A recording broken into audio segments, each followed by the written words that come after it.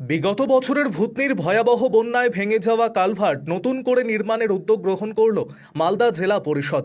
উল্লেখ্য, মালদা জেলার ভূতনি থানার 3টি অঞ্চল গত বছর গঙ্গা নদীর বন্যার জলে প্লাবিত হয়। সেই সময় উত্তর চণ্ডীপুরের কাশিমটোলা গ্রামে যোগাযোগকারী রাস্তার মধ্যে থাকা কালভার্ট জলের স্রোতে ভেঙে যায়।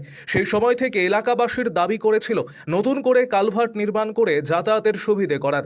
রাজ্যের মুখ্যমন্ত্রী মমতা বন্দ্যোপাধ্যায়ের অনুপ্রেরণায় এবং মানিকচক বিধানসভার বিধায়িকা সাবিত্রী মিত্রের প্রচেষ্টায় অবশেষে মালদা জেলা পরিষদের বরাদ্দকৃত প্রায় 33 লক্ষ টাকা ব্যয়ে অশোকনগরের কাশিমটোলা গ্রামে কালভার্টের কাজের সূচনা করা হলো।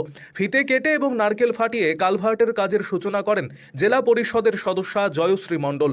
এছাড়াও এদিনের কর্মসূচিতে উপস্থিত ছিলেন মানিকচক পঞ্চায়েত সমিতির সহকারী সভাপতি আমিনা খাতুন সহ এলাকার বিশিষ্টজনেরা। নতুন কালভার্ট এলাকায় নির্মাণ কাজ শুরু হওয়ায় খুশি গ্রামের মানুষজন। আরও আপডেট থাকতে আমাদের ভিডিও শেয়ার ও ফেসবুক পেজটিকে লাইক করে ফলো করে দিন।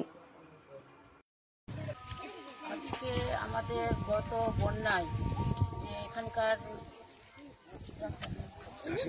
কাশিমটোলা গ্রামে যে বন্যায় কালভার্টটা ভাঙা হয়েছিল, অশোকনগরের বুথ বন্যায় কালভার্টটা ভাঙা হয়েছিল, ভেঙে গেছিল। সেখানে বাইক একটা দুর্ঘটনা ঘটেছিল। আমাদের মাননীয় মুখ্যমন্ত্রী সেটাকে দেখতে পেয়ে আমাদের বিধায়িকা সাবিত্রী মিত্র এবং আমরা সবাই মিলে একসাথে যোগ হয়ে আমরা আমাদের কালভার্টটাকে এখানে করার জন্য আজকে শুভ সূচনা করা হলো। আমাদের মাননীয় মুখ্যমন্ত্রী এবং আমাদের বিধায়িকা সাবিত্রী মিত্রকে অসংখ্য ধন্যবাদ জানাই যে আমাদের এখানে অশোকনগর কলোনিতে কাজটা করে দেওয়ার জন্য অনেক অনেক ধন্যবাদ জানাই। কোন ফান্ড থেকে কত টাকা বরাদ্দ করা হয়েছে? 33,66,316 টাকা ফিফথ ফান্ড থেকে করা হয়েছে, জেলা পরিষদের পক্ষ থেকে এটা করা হয়েছে। কাজটা কাল থেকে স্টার্ট হয়ে যাবে।